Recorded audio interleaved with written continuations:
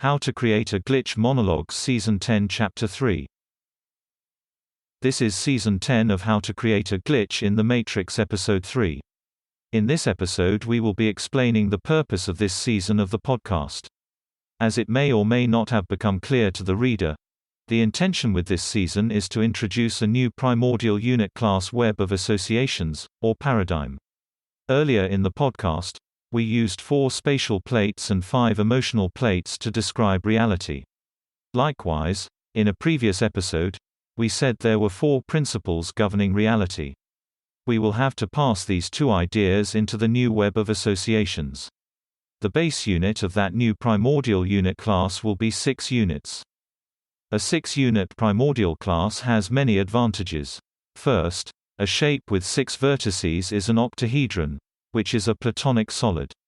This solid has 24 rotational symmetries, which means that it can be rotated 24 times around some axis with symmetry while preserving the orientation.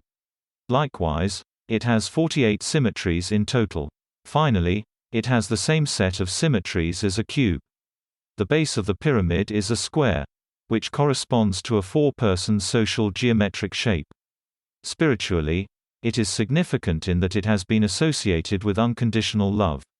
The number 6 has spiritual significance in a variety of religions. As a base unit for constructing a primordial unit class, it is obviously a good candidate. The question becomes, just as the 4 elements correspond to the base 4 unit class, and the 4 fundamental forces to the base 4 fundamental forces, it becomes necessary to designate the 6 units of the 6-unit class. Although finding the 6 fundamental forces is important, it is not the be-all end-all, in that, one can use the 6-unit class as a base for other assertions. For example, the octahedron, as a shape, is found in nature in fluorite, which is a crystal frequently associated with the element air and the heart chakra. I mention this only so the reader will understand how web of associations are formed. Octahedrons are also commonly observed in isometric minerals, such as fluorite, pyrite, magnetite, and diamond. Now, in this 6-unit system we cannot import any extraneous classes, which means there is no polarity to explain when symmetry is lacking unless polarity is one of the 6 principles of the 6-unit class.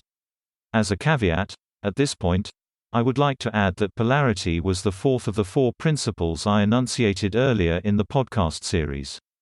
The others of course were substitution, displacement, conservation and union. If we were to say use these 4 principles, but adding 2 more, we would have a 6-unit primordial unit class. To begin the process of trying to understand what these 2 missing principles are, we have to build the system to see what is missing. But to do that, we have to first understand that a 4-unit class gave us 4 dimensions to space and time. If we are using a 6-unit class, then we have to figure out what those 2 remaining dimensions of our universe are, which we will move on to in a future podcast.